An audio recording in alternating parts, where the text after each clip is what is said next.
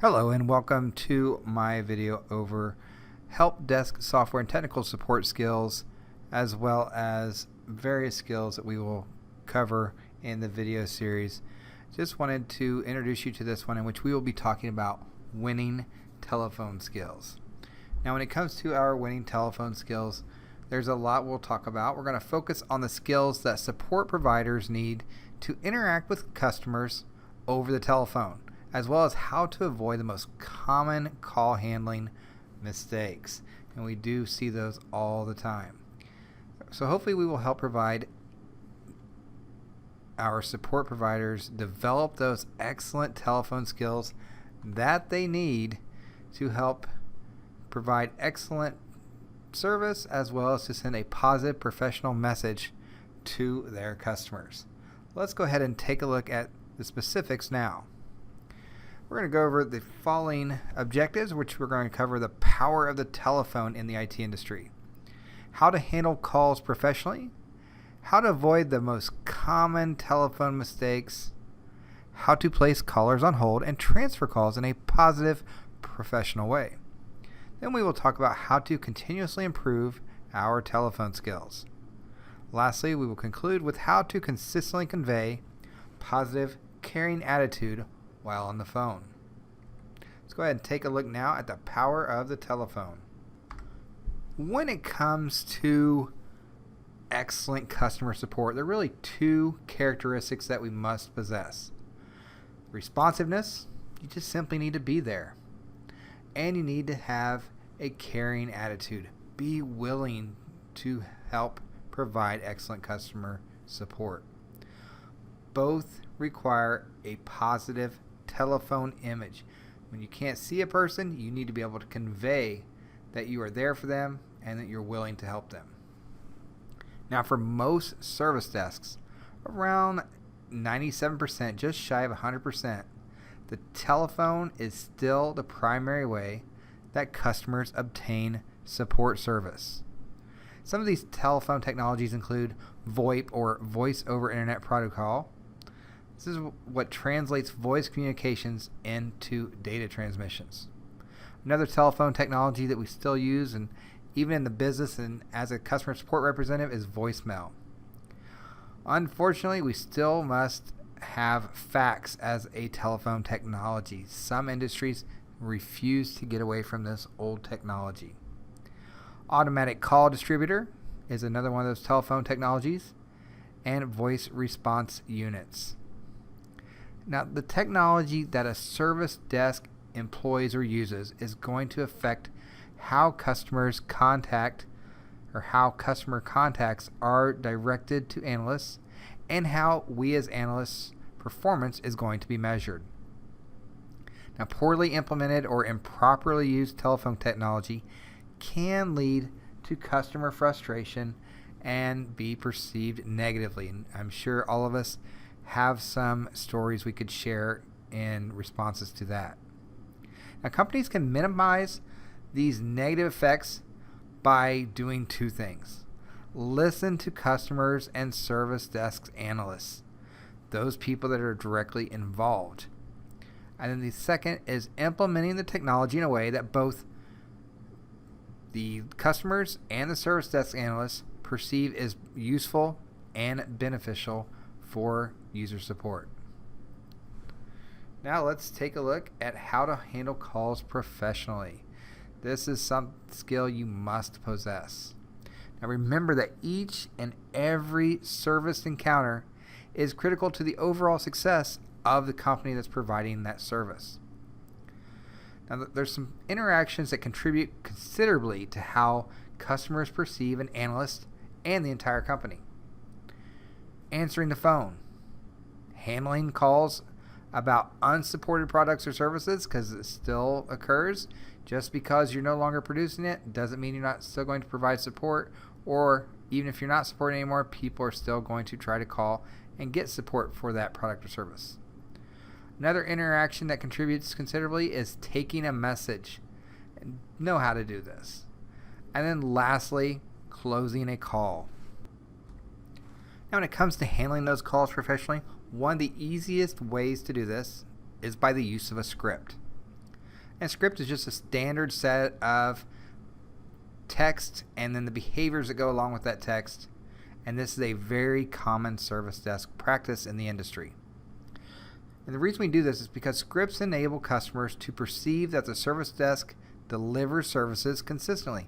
So if we're using a script, someone calls and we take care of them, weeks later they call and they get a different service representative.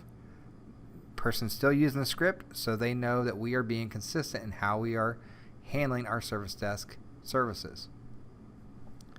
Now, how can you answer the telephone sets the very tone for the entire conversation that you're having with the customer. Some things to remember. Announce the name of your company or your department. That way the caller knows they've got a hold of the right place. Give the caller your name. Create that personal interaction with the customer. Ask the first question to the customer. When you're on the call, listen actively to the customer's request. Don't cut them off. Don't interrupt them. Listen and practice those active listening skills. Now, if you do not know who supports a product, let the customer know that you are going to look into it and get back to them. You are there for them. You are providing customer support. Now, resist the temptation to rush to end a call. Even if your company has an expected time on call criteria that they measure you against, when it comes to customer satisfaction, customer service, resist that temptation to rush through and end the call with the customer. Make sure that your customer is comfortable with the steps you've taken before you hang up on the telephone. Always make sure that they're understanding the communication flow is at that point, and do not just end the call. Especially if you're having surveys that get filled out, you don't want your customer saying that they didn't feel like you answered their question completely. So make sure that they are comfortable with the steps you've taken. Ending the call on a positive note leaves the customer with a lasting good impression. Once again, with those surveys, that's going to reflect in that. Plus, you want to make sure that you keep your customers coming back.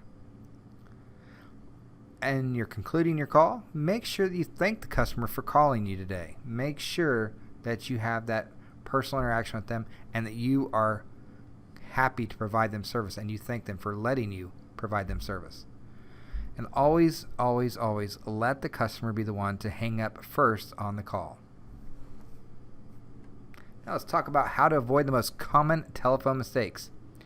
We've all probably experienced it. That worst thing that we dread is when we are put on hold. So when it comes to putting a customer on hold, a professional manner instills confidence. Let customers decide if they would prefer to have you call back rather than being put on hold. Make sure that throughout this call, and especially when you're having to if you have to put them on hold, make sure that you do it in a professional manner. If you do put them on hold and you come back, when you return, thank that customer for holding, because you have had to, change their day a little bit. You've had to be a little bit of a burden to them, and you want them to know that you appreciate their patience. How to place a caller on hold and transferring those calls in a positive, professional way will carry a long way. How you do this will allow customers to have that confidence in you, and it can, as I mentioned earlier, setting the tone. If you transfer the call and you don't do it in a positive way, and this happens a lot of times, I've seen it happen a lot of times, and you're not professional about it, people love to just pass off calls because they don't want to deal with someone.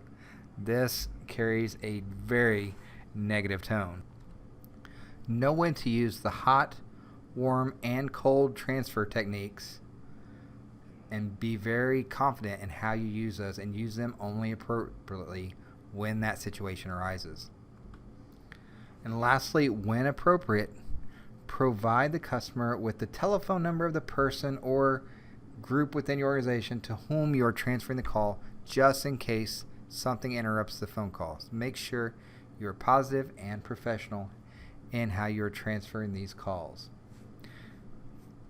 Next, let's talk about how to continuously improve your telephone skills so that you're not just being stale in it and you're staying continuous in your improvement of providing the best telephone customer service skills. Because like any other skills that you develop in life, especially in IT, those skills are continuously going to need to be honed in. If at all possible, take a refresher course on telephone skills. Do some research and learn the best practices that are out there. And don't forget those overall basics of telephone skills in being responsive to the customer, demonstrate a caring attitude, and acknowledge that the customers are human beings who have called because they need your help that you can provide them. As an example, when you're honing those skills, maybe you need to practice up on when you're transferring calls, and then to do those simple things like asking the call for permission to be able to transfer them or put them on hold. If you are doing a transfer, practice that skill of being able to introduce each person that's present on the call as you're doing the call handoff. Some of those little skills are going to go a long way, and that's why we continue to improve and hone in on those skills. One thing that service desk professionals really seem to agree that they dislike is those customer satisfaction surveys, but these are one of those key tools that we have available to us to help give us techniques to improve our telephone skills. If the customers have noticed something, those are the people we're trying to take care of. Those are the people that we need to make sure to pay attention and listen to, and then take that in positively and make sure that we use that to fine-tune our skills. And if you get into a role where you are a service desk manager, you can use these survey responses to help measure the performance of your overall service team. You can identify improvement opportunities based on customer feedback, and you can measure individual performances. This creates an event-driven performance reevaluation based on these surveys. So the other thing that this can do is not necessarily performance, so you don't have to look at it negatively, is that as a manager, you can use this to identify training needs. If you see that consistently throughout more than one user, there are certain things that customers are identifying, and that allows you as a manager to say, you know what, obviously this is not just an individual. These are multiple people that we as an organization need to take care of because there's a training need that is obviously present there. And if we move on from there, we will conclude this video lecture on how to consistently convey a positive, caring attitude. That's the last thing we want to discuss here. You should make providing superior help desk customer support a habit, a simple state of mind that is going to require your enthusiasm and passion come out on a natural level, not forced. I'll go back to the fact that I mentioned scripts earlier because they are an excellent habit building technique that's going to ensure consistent interactions when customers call their service desk. And when we have this consistency, our service desk is going to be perceived as very professional and very consistent. Understand as a technician or as a support representative your company's policies and resist the temptation to deviate from those policies. Consistency on many levels are going to help make you not only have better phone skills, but a better support representative. If you believe a policy needs to be changed, explain to the policyholder, whoever's in charge of that, and provide some reasonable alternatives so that you're not just complaining and not being perceived as someone who is complaining. As I said earlier, having that positive, caring attitude goes a long way, not just with our end customers, but our internal customers as well. Now, I don't want you to think that scripts are meant to make you as an analyst or a support representative behave like a robot, never deviating from some of those predefined remarks. But you must try to avoid rushing through the script and using a tone of voice that implies boredom. Be personal. Be enthusiastic. Be caring. Make sure that you are enthusiastic. Even if you're taking 200 calls in your shift, each customer is a new experience, and you want to provide them the best customer service that you possibly can.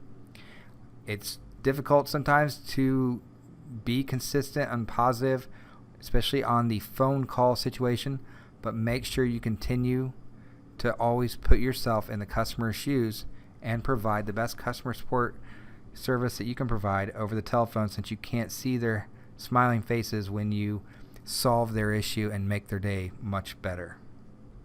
That is it for my lecture on winning telephone skills. Thank you for following along on my Help Desk software and technical support series. I appreciate your time to watch the video, and I hope that you will take some of these skills that we've discussed and implement those into your IT support world. Thank you for following along.